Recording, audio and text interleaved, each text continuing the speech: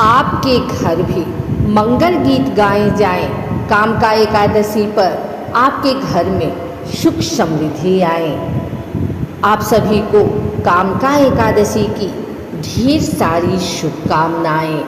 जय श्री कृष्ण, राधे राधे। आइए सुनते हैं कामका एकादशी की यह कहानी। कुंती पुत्र धर्मराज युधिष्ठिर ने श्री कृष्ण से कहा, आपने देवशयनी एकादशी और चातुर्मास के महात्म्य के बारे में बता दिया।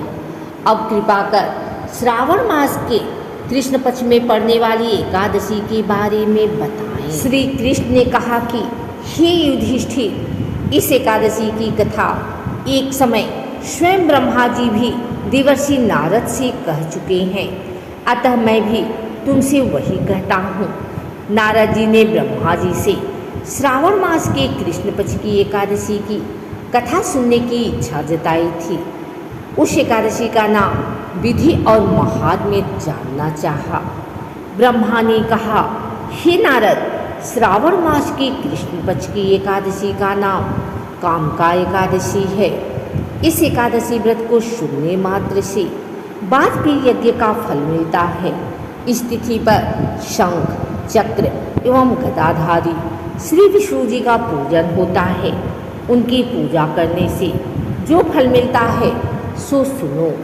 गंगा, काशी, नैमिषारण्य और पुष्कर में स्नान करने से जो फल मिलता है वह फल विष्णु भगवान के पूजन से भी मिलता है। सूर्य व चंद्र ग्रहण के समय कुरुक्षेत्र और काशी में स्नान करने से, भूमि दान करने से, सिंह राशि के बृहस्पति में आने के समय गोदावरी और गंडकी नदी में स्नान से भी जो फल प्राप्त नहीं होता वह प्रभु भक्ति और पूजन से प्राप्त होता है। पाप से भयभीत मनुष्यों को कामका एकादशी का व्रत अवश्य करना चाहिए। एकादशी व्रत से बढ़कर पापों के नाशों का कोई उपाय नहीं है। स्वयं प्रभु ने कहा है कि कामका व्रत से कोई भी जीव कुयोनि में जन्म नहीं लेता। जो इस एकादशी पर श्रद्धा भक्ति से भगवान विष्णु को तुलसी पत्र अर्पण करते हैं वे इस समस्त पापों से दूर रहते हैं। हे नारद, मैं स्वयं श्री हरि की प्रिय तुलसी को सदैव नमस्कार करता हूँ। तुलसी के दर्शन मात्र से ही मनुष्य के समस्त पाप नष्ट हो जाते हैं और इसके स्पर्श से मनुष्य पवित्र हो जाता है। व्रत के पीछे क्या है? कथा। एक कथा के अनुसार प्राचीन काल में किसी गांव में एक ठाकुर जी थे। क्रोधी ठाकुर का एक ब्राह्मण से झगड़ा हो गया और क्रोध में आकर ठाकुर से ब्राह्मण का खून हो जाता है। अतः अपने अपराध की क्षमा याचना हेतु ब्राह्मण की क्रिया उसने करनी चाहिए, परंतु पंडितों ने उसे क्रिया में शामिल होने से मना कर दिया और वह ब्रह्म हत्या का दोषी बन गया। परिणाम स्वरूप ब्राह्मणों ने भोजन करने से इनकार कर दिया। तब उन्होंने एक मुनि से निवेदन किया कि हे भगवान, मेरा पाप कैसे दूर हो सकता है। इस पर मुनि ने उसे कामका एकादशी व्रत करने की प्रेरणा दी। ठाकुर ने वैसा ही किया जैसा मुनि ने उसे करने को कहा था।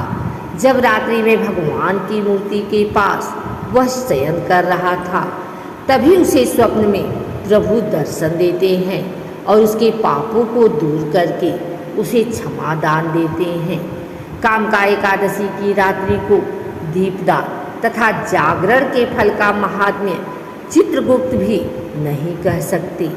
जो इस एकादशी की रात्रि को भगवान के मंदिर में दीपक जलाते हैं, उनके पितर स्वर्गलोक में अमृत पान करते हैं तथा जो घी या तेल का दीपक जलाते हैं वे 100 करोड़ दीपकों से प्रकाशित होकर सूर्यलोक को जाते हैं।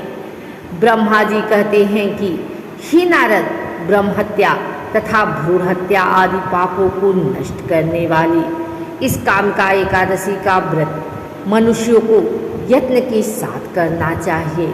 कामका एकादशी के व्रत का महात्म्य श्रद्धा से सुनने और पढ़ने वाला मनुष्य सभी पापों से मुक्त होकर विष्णु लोक को जाता है।